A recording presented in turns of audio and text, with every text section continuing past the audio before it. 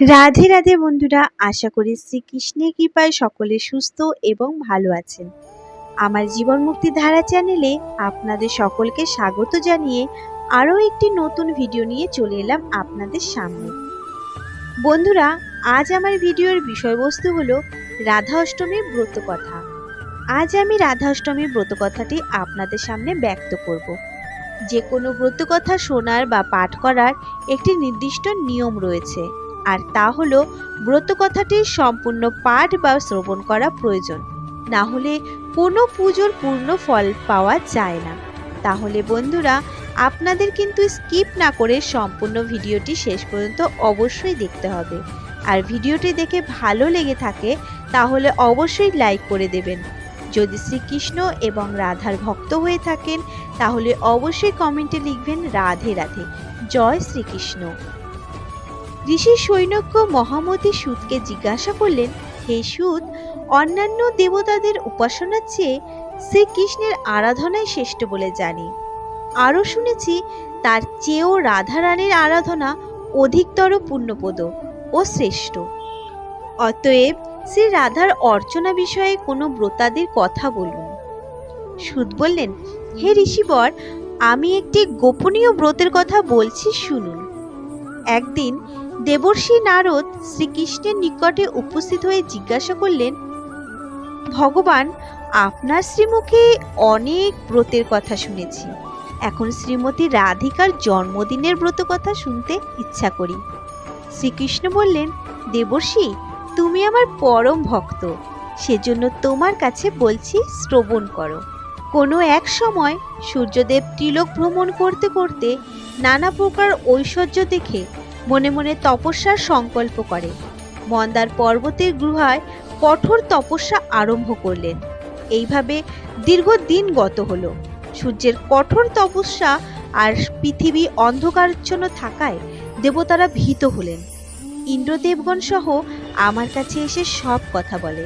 আমি বললাম, হে দেবগণ, সূর্য দেখে তোমাদের কোনো ভয় নেই, তোমরা নিজ নিজ স্থানে ফিরে যাও, আমি সূর্যদেবকে তপস্যা থেকে নিরস্ত করব। তারপর আমি সূর্যের কাছে গেলাম। সূর্য আমাকে দেখে খুব আনন্দিত হলেন। তিনি বললেন, হে শ্রীহরি, আপনার দর্শন পেয়ে আমার জন্ম ও তপস্যার সার্থক হলো।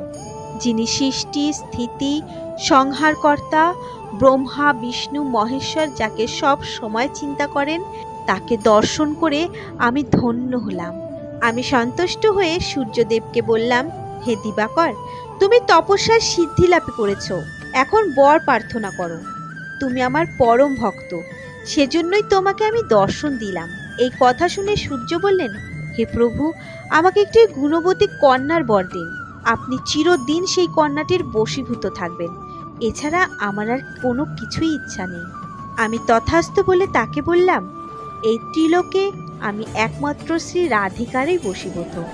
শ্রী রাধিকা এবং আমাতে কোনো প্রভেদ নেই। আমি পৃথিবীর ভার লাঘবের জন্য বৃন্দাবনের নন্দালয়ে অবতীর্ণ হব। তুমিও সেখানে বৃষভানু নামে রাজা হয়ে জন্মগ্রহণ করবে।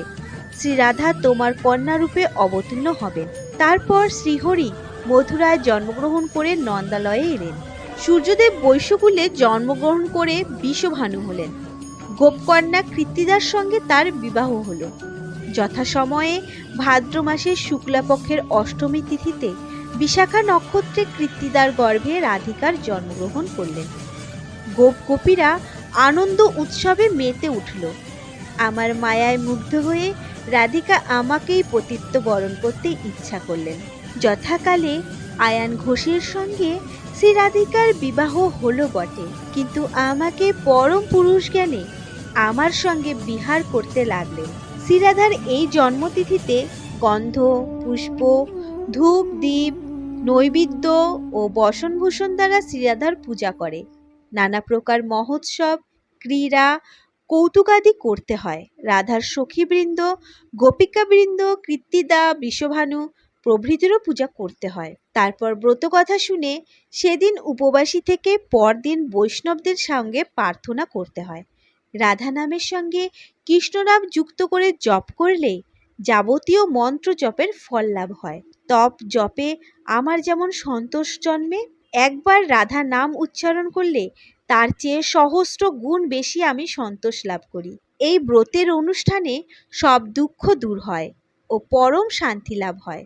ধনৈশ্বর্যে গৃহ পূর্ণ হয় এবং সর্বস্থানে বিজয় লাভ হয়।